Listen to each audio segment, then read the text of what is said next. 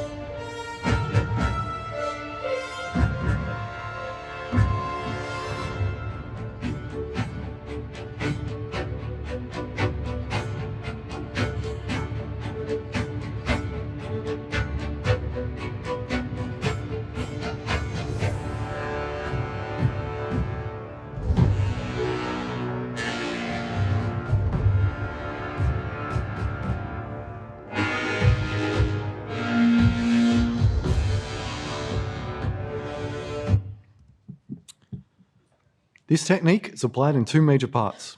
The first part is to make the mesh disappear.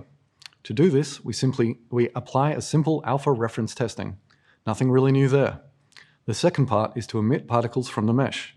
We do this by emitting particles the frame immediately before the pixel will be hidden from the alpha reference testing. This gives the illusion that the pixels that make up the mesh are disintegrating into small particles. The particles are then able to move and animate independently, as well as collide with the screen depth buffer. The technique also conveniently has built-in level of detail. We start with a simple alpha reference comparison test. For each fragment of the mesh being drawn, we sample a single channel texture. We compare the sample against a reference value. The reference value is shared globally for the mesh and changes over time. The comparison results are used to determine whether or not the fragment is visible. If it's visible, we continue on in the shader. If it's not visible, we discard the fragment. Here is a sample texture from one of the enemies in the game. It's obviously a noise texture that's used all over the character in a wrap sampling mode. The texture is used to demonstrate the character decaying away from random parts on the body. That is to say, its effect is to not decay in a specific manner, just let it be random and it works quite well. Other cases may be more case-specific, tailored textures for certain models or scenarios. Here is a demo of an animated alpha reference.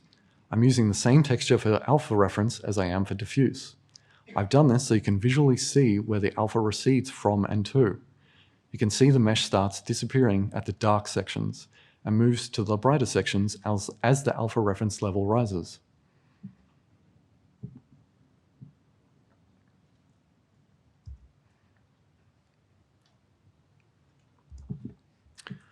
The particle mission is broken down into generally 3 phases. We need to leverage a depth prepass. The depth prepass is required to guarantee we only run one fragment shader per pixel in the opaque pass. This prevents multiple particles from being emitted from the same pixel if triangles were to overlap. Once we have populated the depth buffer, we run the opaque pass. The opaque pass will potentially add to an append buffer the screen coordinates of the pixels that are emitting particles from this frame. Once we have populated the append buffer, later in the frame we're going to read the contents. We initiate a dispatch indirect to read the append buffer and convert pixel coordinates into proper emitted particles.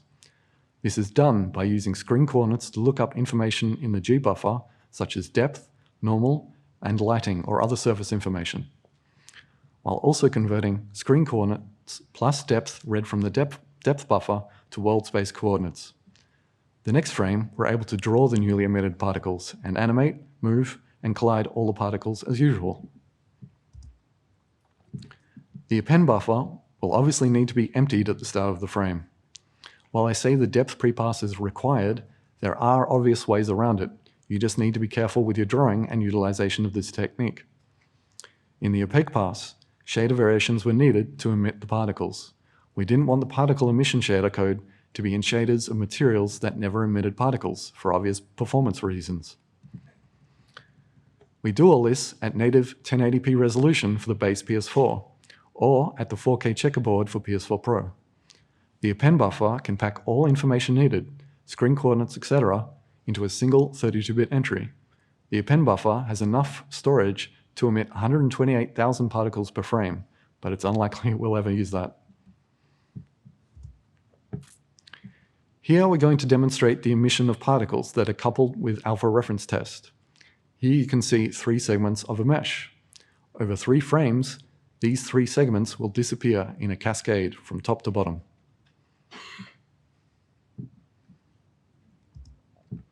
At the start of frame N, we draw the 3 segments of the mesh. We start by drawing the segments in the depth pass.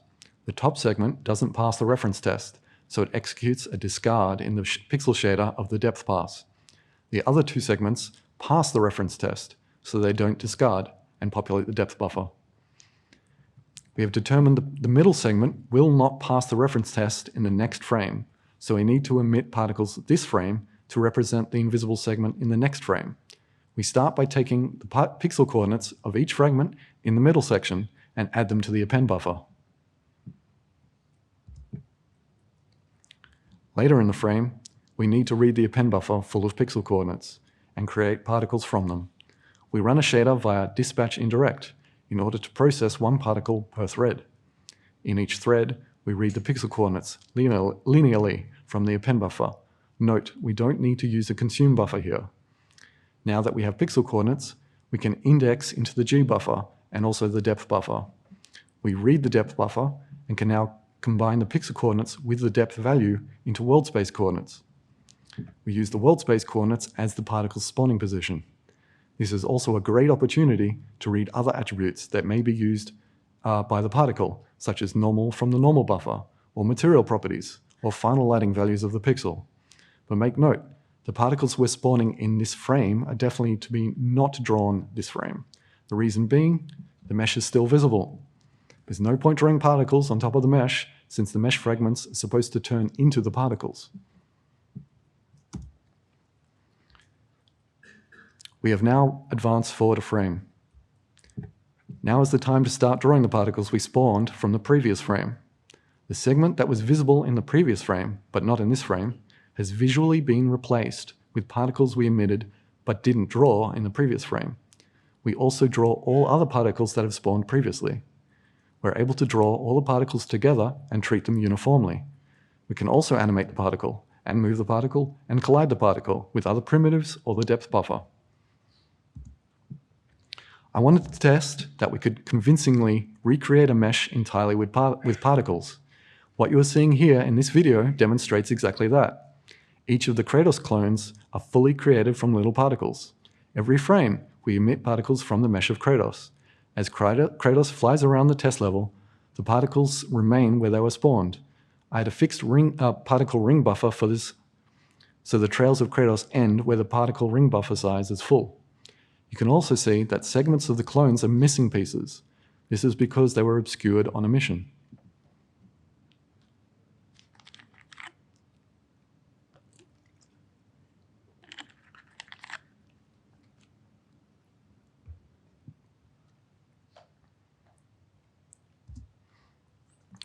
Particles are easily able to collide with the depth buffer. Start by taking the particle's world space coordinates and project them onto screen space coordinates. You can now sample a depth buffer with these screen space coordinates. Compare the particle's projected Z value with the depth buffer value.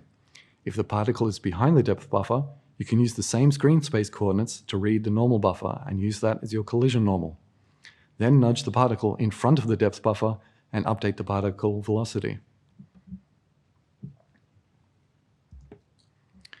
Now here, we have the first video of putting this technique into the hands of our lead character artist, Raf Grassetti. Raf is playing with the decay animation on a loop. Raf is also moving the model around manually while the loop plays to inspect the effect from multiple angles. The animation changes the alpha reference value over time, causing the particles to emit and the mesh to disappear. You can also see that Raf has added some material animations to help sell the effect. Raf has made the mesh burn to ash before emitting the particle, causing a pile of ashes to fall to the ground. You can also see that the mesh has burned into a pile of ash in the shape of the silhouette of the mesh. Very cool. Just as a note, the character has its feet and waist missing. This model was a work in progress at the time of testing.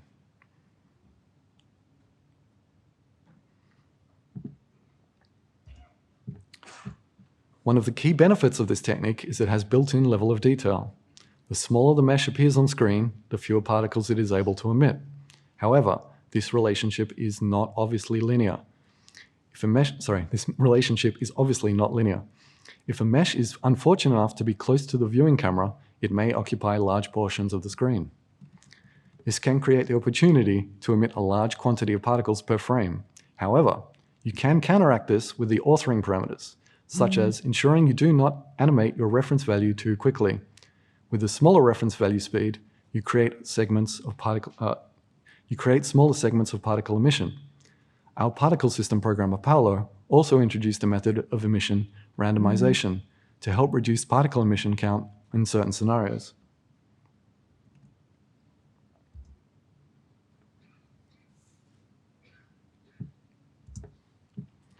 By decoupling the reference value between emission and alpha reference testing, you can actually start emitting particles early, before the mesh will disappear. That is to say, instead of emitting a single particle the frame immediately before the pixel of the mesh disappears, you emit one particle per frame over multiple frames right before the pixel mesh disappears. This gives you the ability to produce a more substantial decay effect. For example, denser objects, but at a cost of more particles. You can achieve this with a single ALU add instruction in the emission shader. You add a uniform value to the result of the texture sample right before you do the alpha reference comparison.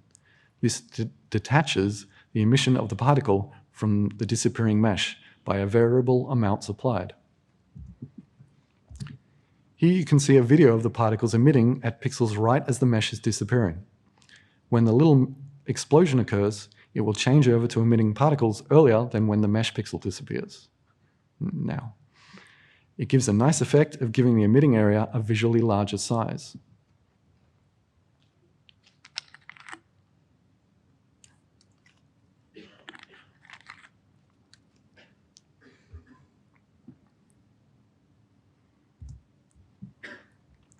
Emission velocity is a useful feature to have available to designers. Particles may want to just fall from the mesh, or perhaps they may want to sample the normal buffer from the emission screen coordinates and explode off the mesh instead. Particles have a range of options to choose from when picking their color. The emitted color could be the final lit color of the pixel, or it could derive a color from the material rendered in the G buffer, or the color could be a part of the particle system attributes. There's no reason it can't be a combination of these, such as starting off as the same color as the final lit pixel, then blend towards the external colors supplied with the particle system over time.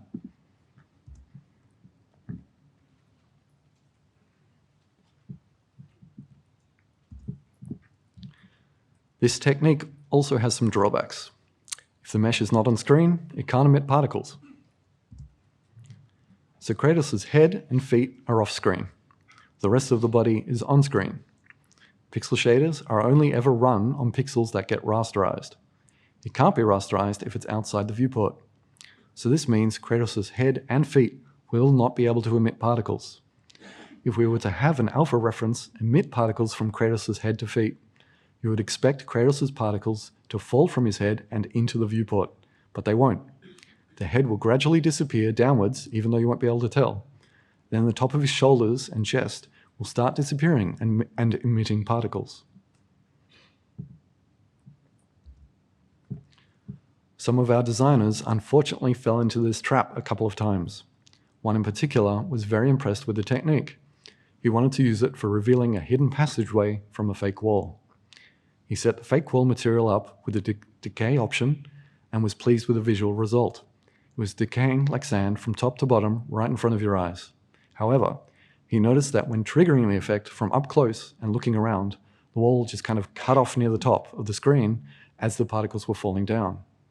This was caused by the mesh not being on screen in order to emit particles.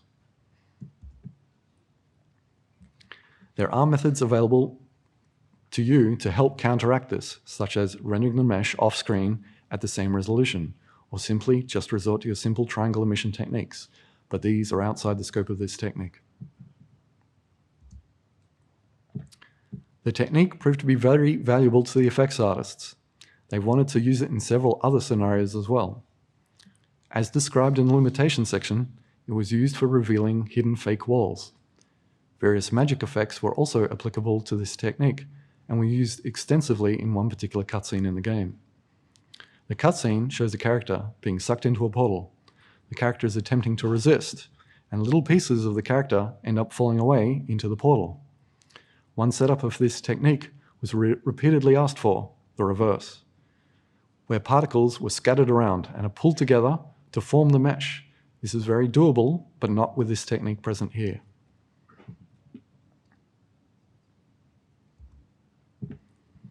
So as I said earlier, this was all initially developed in 2015. So this GDC presentation has been 4 years in the making, but we're occupied making the game itself.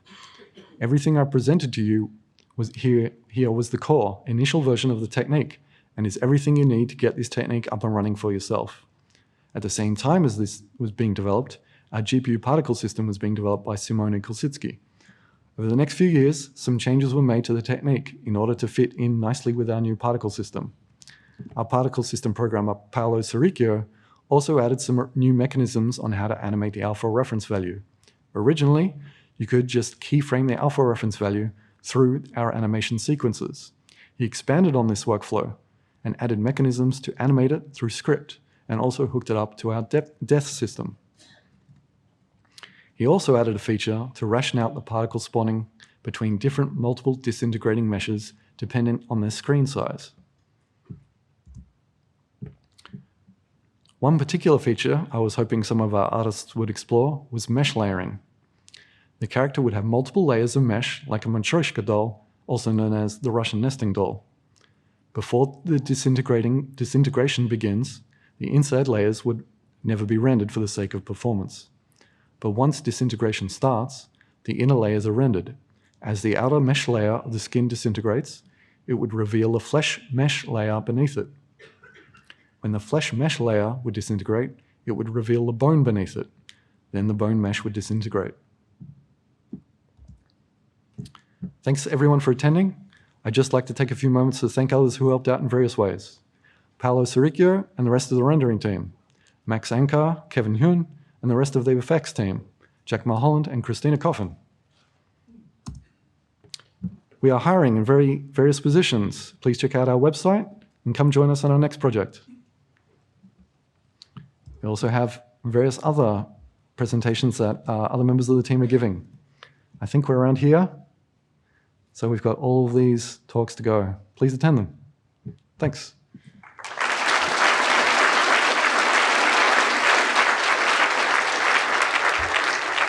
Any questions? Please step up to the microphone.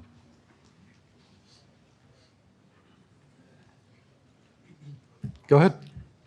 Thank you. It was an interesting presentation. I have a question. This kind of technique is kind of resolution dependent, so you should end up with different number of particles for base PS version and PS Pro versions. Is this a thing that you somehow mitigated with your artist, maybe? No, we did not. So the question was, since there are multiple resolutions for multiple consoles, how did we handle that? We just let the higher resolution have more particles. It had more hardware to handle it, so away it went. But I was curious if it provides, like, if artists are happy enough with different visuals on different platforms, like slightly different, okay? No, they liked it. Okay. Yeah. Thank you. Thank you. Go ahead. So you mentioned that the off-screen parts of the character couldn't get any particles. Did you guys attempt any solution to cover that up, or was it just not visible enough to be worth addressing? It was used, the question was, how did we handle the meshes being off-screen and not emitting particles? So we mostly handled this with kind of two mechanisms. One is restrict the camera, particularly in cutscenes, to have the meshes on screen. The other method is just combine it with other particle emission techniques. Yeah. Thanks. No problem. Go ahead. Great talk. Thank you. Thank you. I had a question about, I know you said that you divided the meshes into segments and the segments would start fading away and emit particles. Was the segment definition artist defined or was that mesh dependent? Okay, so the question is on segments. What are segments? Segments is something I just invented for this presentation. So as the alpha reference is animating, the segment is effectively pixels on the mesh that will appear this frame and not next frame. So there are no real segments. It's just a term I've used to describe pixels that are changing from being visible to not being visible in the next frame. Thank you. No problem. Any other questions? Yeah, one last quick question. This technique looks like it was purely pixel-based. Did you investigate anything like pervert-based for a similar technique? Or? No, we wanted the high resolution for pixel shade. Sorry, the question was, did we investigate vertex emission techniques? Is that correct? Yeah. Yes, no, we did not investigate that. That would probably be too low resolution for us. Some of our character meshes were pretty high in the vertex count, but probably not enough to give the effect that we wanted. Yep, thanks. Thank you. Any final questions? All right, thank you, everyone.